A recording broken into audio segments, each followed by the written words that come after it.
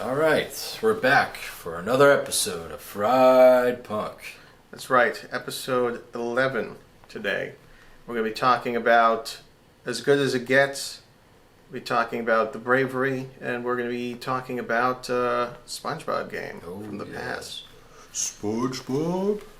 All right, so up first we have As Good As It Gets.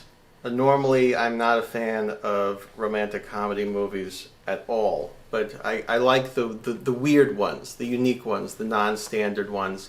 So you have, it really centers around Jack Nicholson's character, who is a romantic fiction writer, and also has severe OCD, and is also insanely rude to every single other person and creature on Earth. And let's see. Oh, and again, this came out in 1997. And basically, his neighbor has an accident. He has to look after the dog. He starts softening up a little bit, and then he forms this sort of strange connection to a waitress he always sees in the cafe that he always goes to. It's part of the OCD thing, the routine. And it's the only waiter that's willing to like put up with him or serve him. Keep going. And that's played by Helen Hunt in this movie. And anyways, it's just basically them having like some sort of romance where, you know, they start liking each other, and then he says something insanely stupid, and then they distance, and then they sort of come back together. And then towards the end, it's more like hopeful, and they're sort of steadily creating a new relationship. But all in all, very entertaining. If you're not normally a fan of rom-coms, this is entertaining enough to check out. If you are a fan of rom-coms and you haven't seen this, also check this out. But yeah, that is... I do need to check that movie out. I actually have not seen that movie for whatever reason. I don't know why. Certainly you'll like it. You'll definitely find it entertaining. Yeah, no, absolutely. I think he just turned like 88, Jack Nicholson. Jack Nicholson? Yeah, just recently. He looks old in this film. No, I think he just turned like 88 or something like that. I think he just always looks old. Yeah. It's like Steve Martin.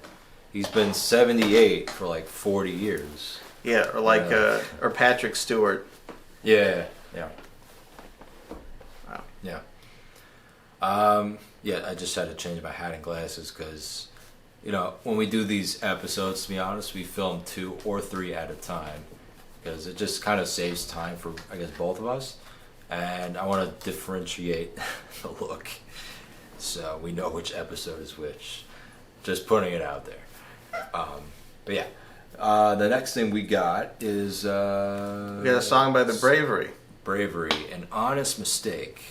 This is I think 2004 or 2005 song. I think this is their debut. They were, I don't know if they're still around, but they are a New York band, I'm pretty sure.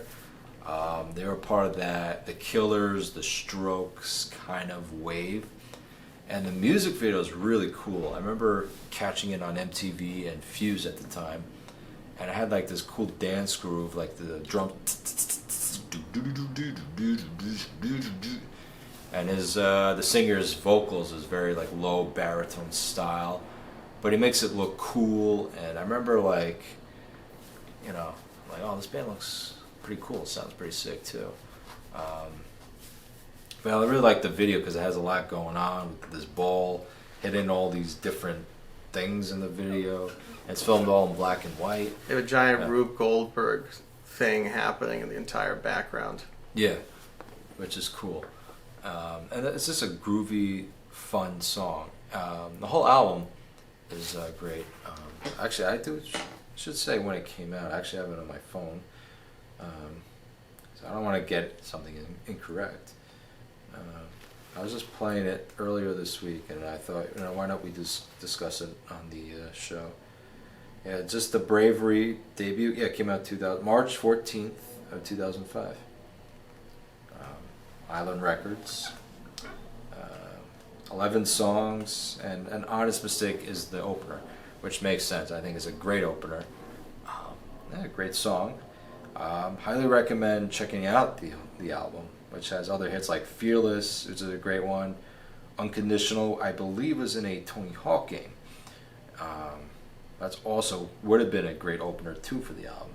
But yeah, all the songs in this album are great, fun to listen to. If you like that garage, indie, kind of dancey type of music, the Bravery is for you.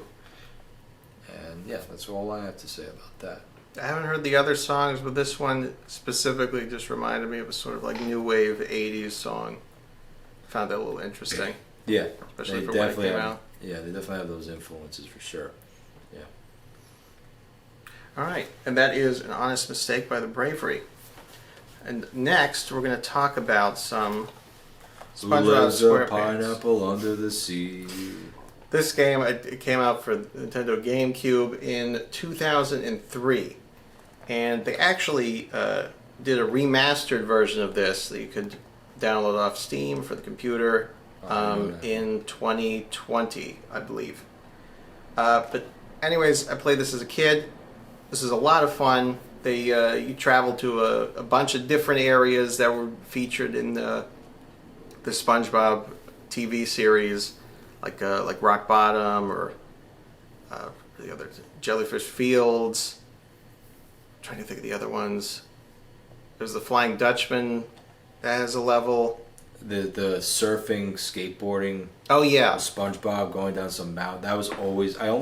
Honestly, I played the game basically for that because it felt like a Tony Hawk game, but with SpongeBob characters. that was fun. Those levels are a lot of fun. Yeah. There's like the Sand Mountain ones, Goo Yeah. Lagoon, and a bunch of levels like that. And you get to play. You get to switch between different characters: SpongeBob, Sandy, Patrick, and it's a whimsical, fun adventure that's not like super complicated, and it's just a lot of fun. Yeah, I agree on that. If you haven't checked this out, definitely check it out and pick up the remastered. It looks a lot better, and it's guaranteed fun, especially if you're a fan of SpongeBob. Yes, it's a classic. It came out on Xbox too. I'm pretty sure.